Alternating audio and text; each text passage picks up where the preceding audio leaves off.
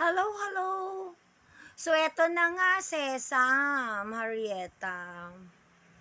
So, bakit mukhang ibang pipit ka na ngayon? Mm-mm. Eto na ba yung kanta ni Alicia Keys na Karma? But anyway, kung maalala nating lahat guys si Harry Roque once seek to sit in the Senate. And this institution na patuloy niyang pinagtatawanan, patuloy niyang binabalakura, na pinapangarap naman niyang upuan.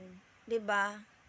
So, although nagagalit siya ngayon dahil it was the Congress who cited him in contempt. So, Hari, ang dami mo nang sinagot, ang dami mo nang pinalabas na video na nag-e-explain ka. Kaya mo pala eh. Meron ka palang mga nasa sa iyo eh. How to rebut those answers ng mga congressman and perhaps sa mga senador.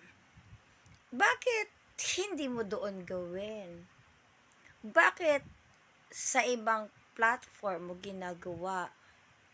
At kung ganyan ka naman katapang and you think na tawag nito, you are holding what is right to you, what is legitimate to you, why not present it to proper platform? Bakit kinakailangan mo pang antayin yung petisyon ng korte, ng Supreme Court, ng sagot ng petisyon mo? Oo.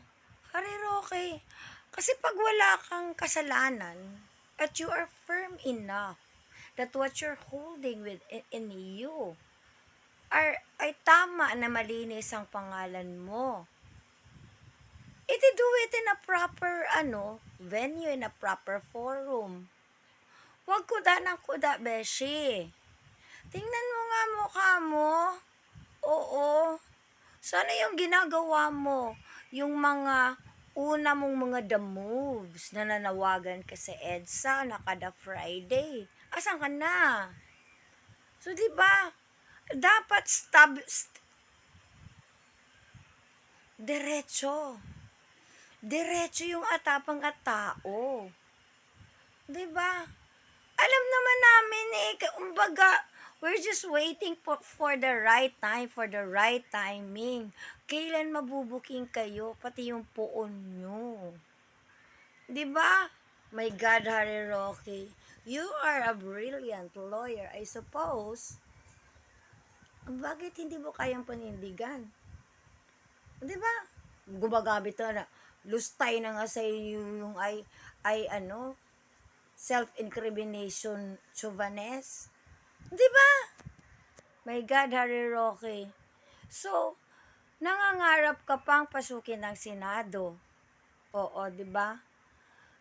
Gusto mo bang maging dagdag kay Bato? Kay may bahay na Bongo? Oo, may bahay na ni Duterte na, 'di ba? Pambansang nani. At sa ginagawa ni Robin Padilla? Gusto mo bang dumagdag doon? My goodness. Anyway, wala namang natatagong usok eh. Lalabas at lalabas yan. Kahit anong petisyon mo pang isasumite din sa Korte Suprema. My God, Harry Roque. Diba? Ay, pinapatagal mo pa. Doon din naman ang punta. O siya, kung matapang ka, hindi sana harap-harap na rin, no?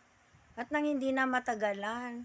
At nang makatulog ka na din ng maayos kung wala ka talagang kasalanan. 'Di ba? Ganon lang yun, B. To save your face and to save the shame that you have brought to your family. Pero alam mo, message mo ko.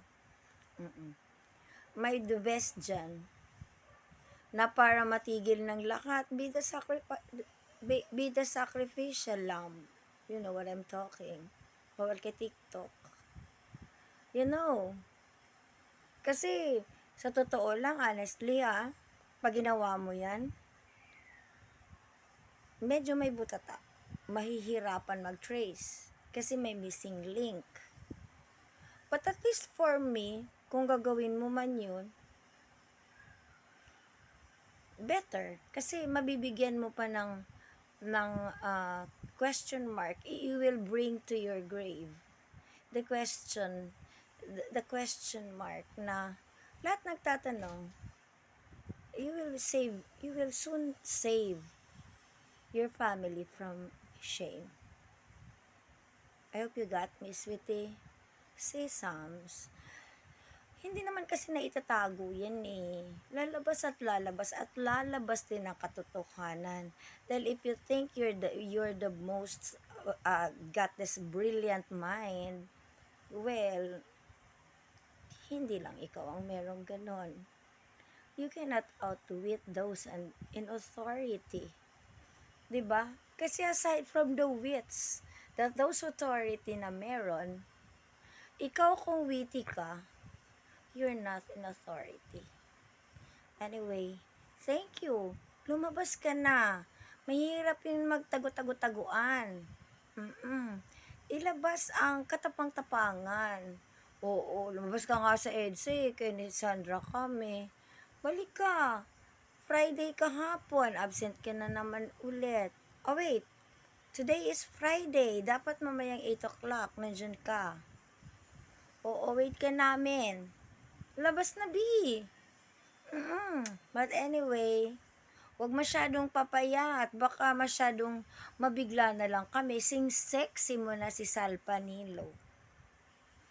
Or sing sexy na kita.